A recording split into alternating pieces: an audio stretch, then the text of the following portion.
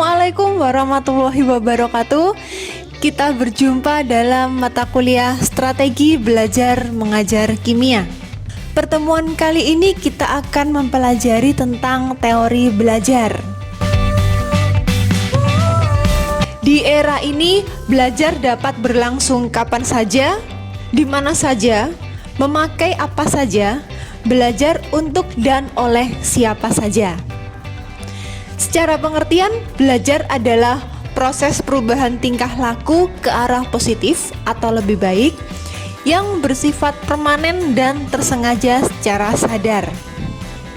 Atau, belajar adalah proses kegiatan mental pada diri seseorang yang berlangsung dalam interaksi aktif individu dengan sumber belajar, sehingga menghasilkan perubahan yang relatif menetap atau bertahan dalam kemampuan ranah kognitif, afektif, dan psikomotorik.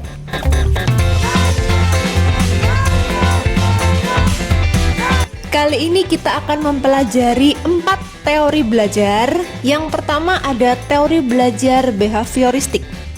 Yang kedua, teori belajar humanistik. Yang ketiga, teori belajar konstruktivistik.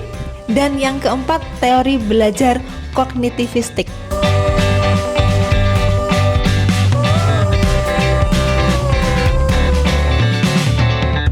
Teori belajar pertama adalah behavioristik. Teori ini lebih mengutamakan pada perubahan tingkah laku siswa sebagai akibat adanya stimulus dan respon. Belajar merupakan bentuk perubahan yang dialami siswa dalam hal kemampuannya yang bertujuan mengubah tingkah laku dengan cara interaksi antara stimulus dan respon. Nah, apa itu stimulus dan respon?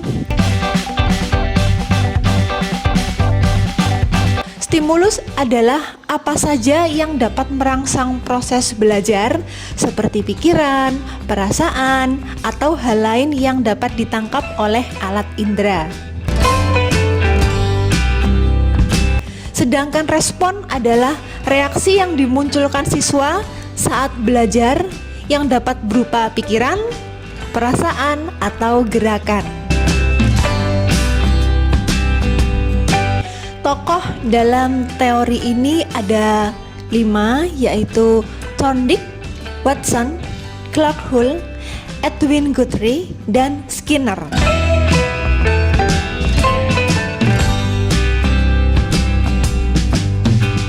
Teori Thorndike mengemukakan bahwa belajar adalah proses interaksi antara stimulus dengan respon. Stimulus di sini berupa rangsangan seperti pikiran maupun perasaan yang dapat ditangkap oleh indera. Hasil belajarnya dapat berupa tingkah laku yang konkret, yang dapat diamati dan tidak konkret. Teori Watson, belajar sebagai proses interaksi antara stimulus dan respon. Namun, stimulus dan respon yang dimaksud harus dapat diamati dan dapat diukur. Jadi, walaupun dia mengakui adanya perubahan mental dalam diri seseorang selama proses belajar tersebut, tidak diperhitungkan karena tidak dapat diamati.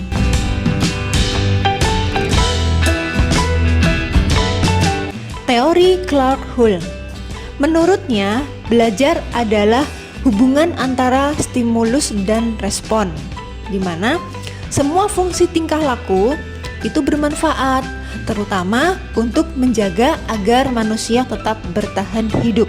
Konsepnya, stimulus dalam belajar hampir selalu dikaitkan dengan kebutuhan biologis, walaupun respon yang akan muncul mungkin dapat bermacam-macam.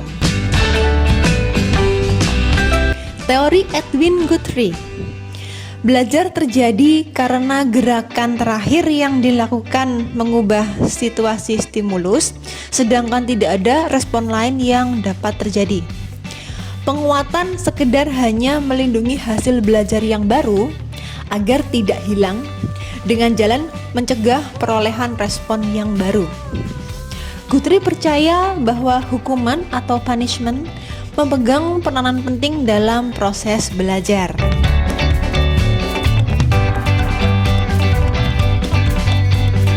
Teori Skinner. Belajar menurut Skinner adalah hubungan stimulus dan respon yang terjadi melalui interaksi dalam lingkungannya, sehingga menimbulkan perubahan tingkah laku. Respon yang diberikan tidak sesederhana pemikirannya, sebab stimulus akan saling berinteraksi. Beliau mempopulerkan konsep penguatan atau reinforcement sebagai pengganti hukuman. Aplikasi teori ini dalam pembelajaran yaitu 1. Guru menyusun bahan pelajaran dalam bentuk yang sudah siap. Materi disampaikan secara utuh oleh guru. Yang kedua, guru tidak banyak memberikan ceramah, tetapi instruksi singkat yang diikuti contoh-contoh. Yang ketiga, bahan pelajaran disusun dari yang sederhana sampai kompleks. Yang keempat, pembelajaran berorientasi pada hasil yang dapat diukur dan diamati.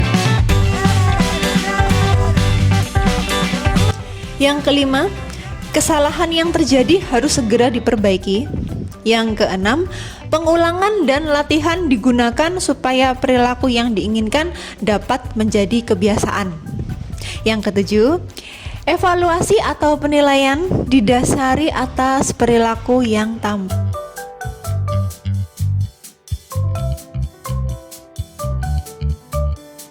Teori belajar kedua adalah humanistik. Teori ini merupakan teori belajar yang melihat pada sisi perkembangan kepribadian manusia. Cenderung bersifat eklektik, yang artinya memanfaatkan teknik belajar apapun asal tujuan belajar tercapai. Tokoh teori ini adalah Kohlberg, Honey dan Mumford, dan Habermas.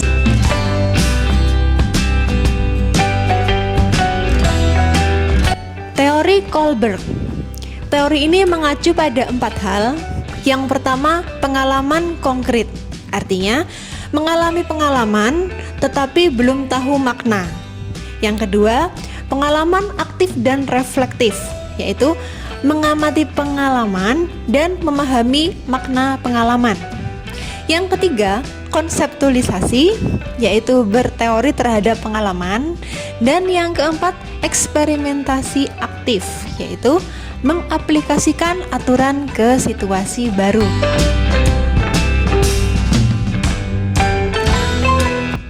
Teori Honey dan Mumford.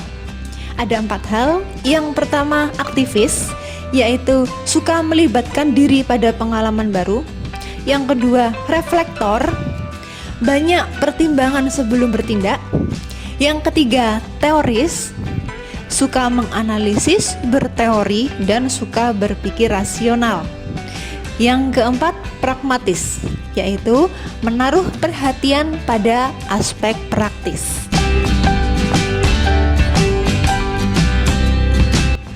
Teori Habermas.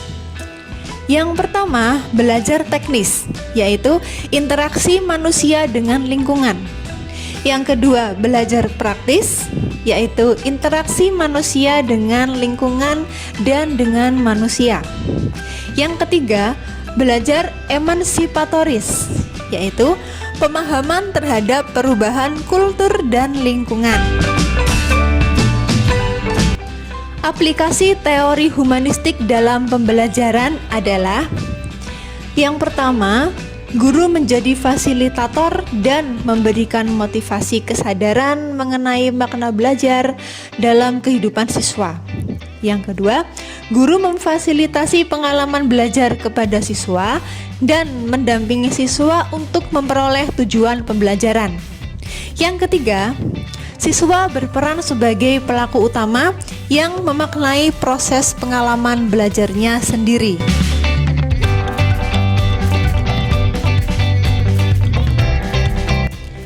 Teori belajar ketiga adalah konstruktivistik.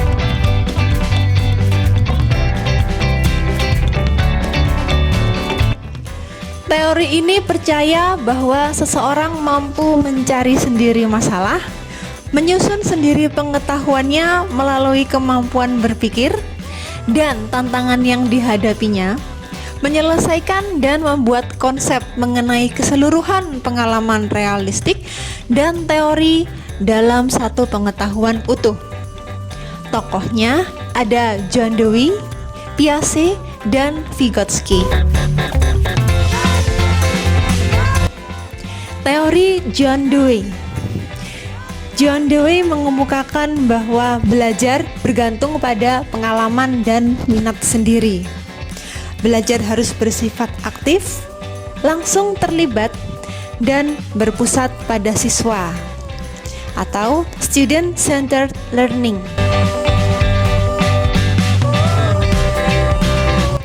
Teori Piaget.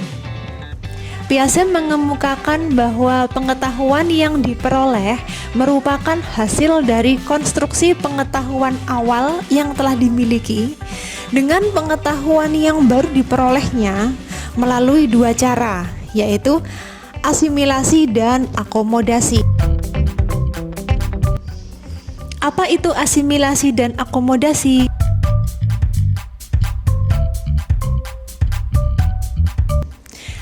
Asimilasi adalah integrasi konsep yang merupakan tambahan atau penyempurnaan dari konsep awal yang dimiliki. Sedangkan akomodasi adalah terbentuknya konsep baru karena konsep awal tidak sesuai dengan pengalaman baru yang diperolehnya.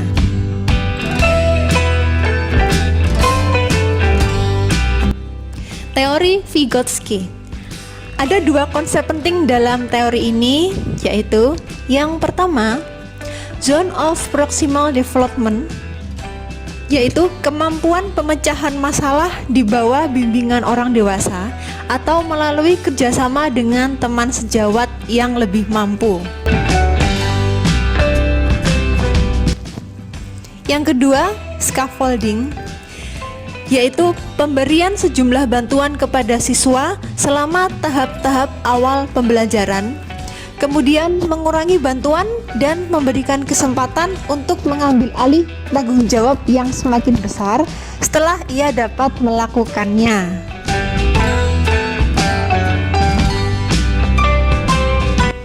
Aplikasi teori ini dalam pembelajaran adalah: yang pertama, kurikulum dirancang sedemikian rupa sehingga terjadi situasi yang memungkinkan pengetahuan dan keterampilan dapat dikonstruksi.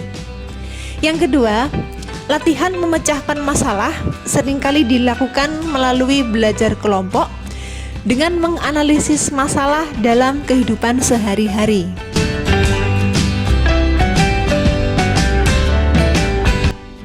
Yang ketiga, siswa diharapkan selalu aktif dan dapat menemukan cara belajar yang sesuai bagi dirinya.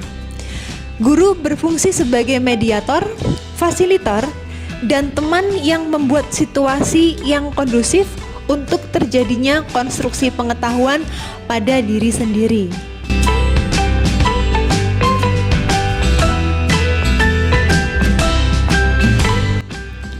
Teori belajar yang keempat adalah kognitivistik.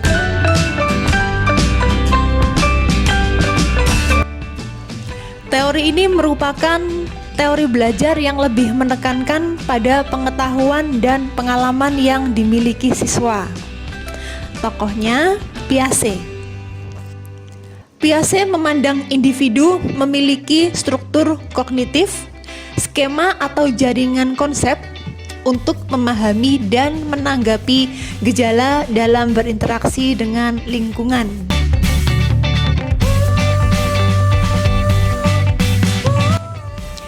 Tahapan perkembangan kognitif menurut Piaget ada 4. Yang pertama, tahap sensori motor, yaitu usia 0-2 tahun.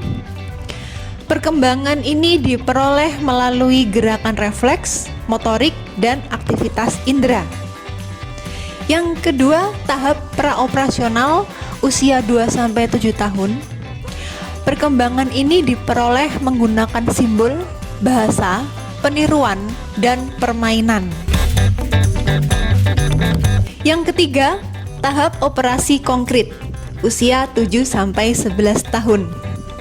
Perkembangan ini dibangun menggunakan simbol konkret. Dan yang keempat adalah tahap operasi formal usia 11 tahun ke atas. Perkembangan ini dibangun menggunakan simbol abstrak.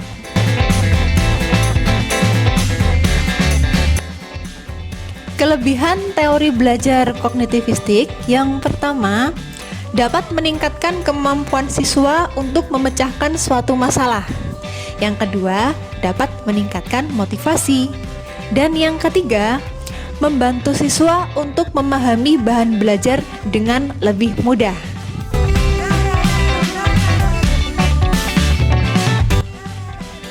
Akan tetapi memiliki kekurangan. Yang pertama, keberhasilan pembelajaran berdasarkan kemampuan siswa. Yang kedua, guru dituntut mengikuti keaktifan siswanya. Dan yang ketiga, fasilitas harus mendukung. Sekian pembelajaran kita hari ini. Sampai jumpa di materi berikutnya. Terima kasih dan wassalamualaikum warahmatullahi wabarakatuh.